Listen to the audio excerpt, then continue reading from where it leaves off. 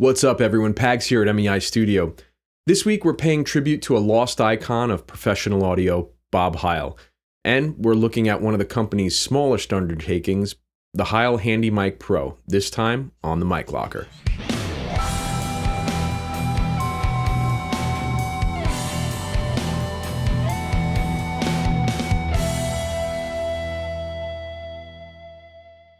When we looked at the PR40 a while back, we did a dive into the life and business of Bob Heil.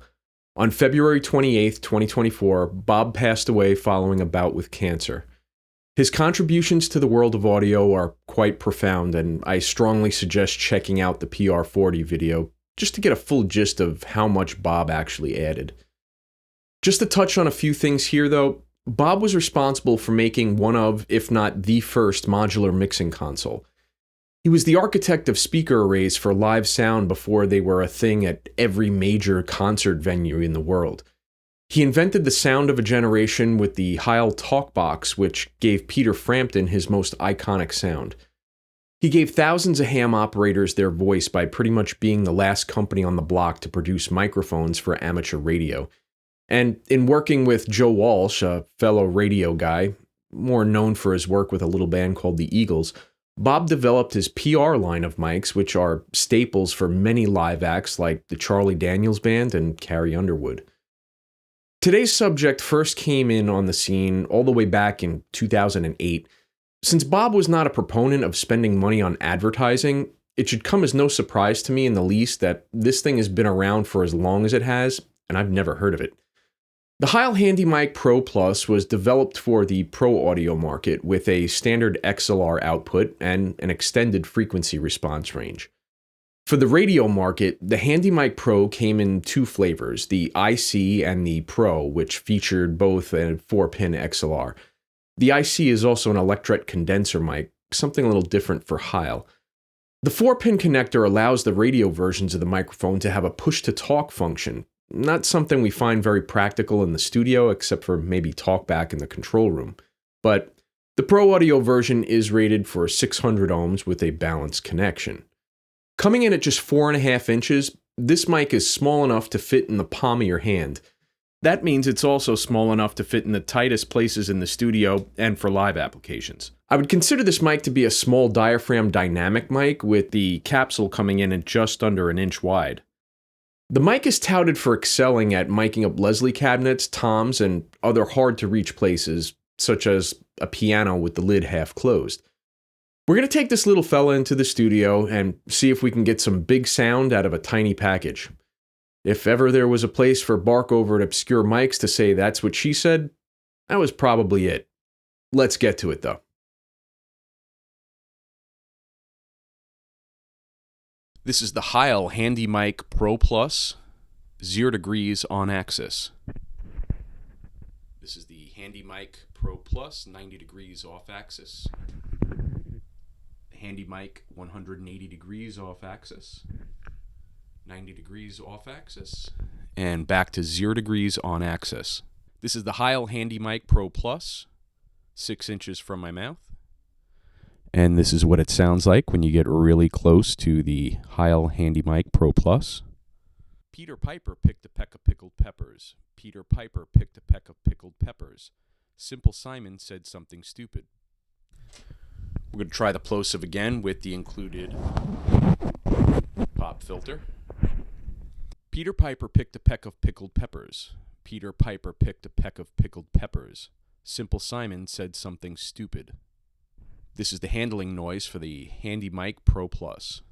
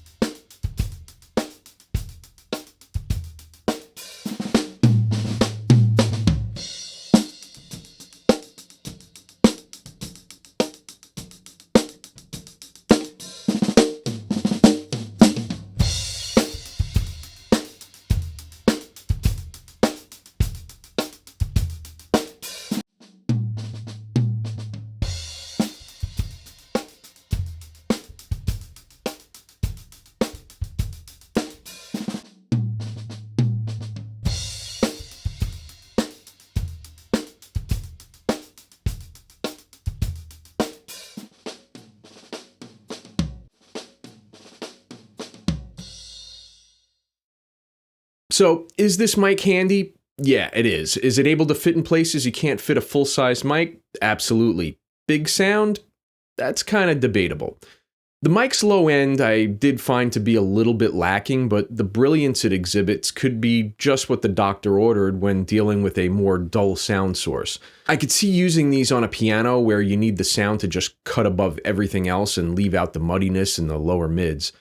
I was actually really surprised at how well I thought it sounded on the snare drum. This had enough snap that I probably wouldn't need to use the snare side mic in a mix. But what did you think about this mic? Is this something that might be worth keeping in the locker as a just-in-case kind of tool, or something you might want to use on a regular basis? Let me know down in the comments. As always, if you've gotten anything from today's video, please hit those like and subscribe buttons. It'll really help us out. If you have any suggestions for a video or have any questions about today's video, hit me up in the comments section below or send a message through our website. I'd love to hear from you. Well, that's going to do it for this time. This is Pags, signing off.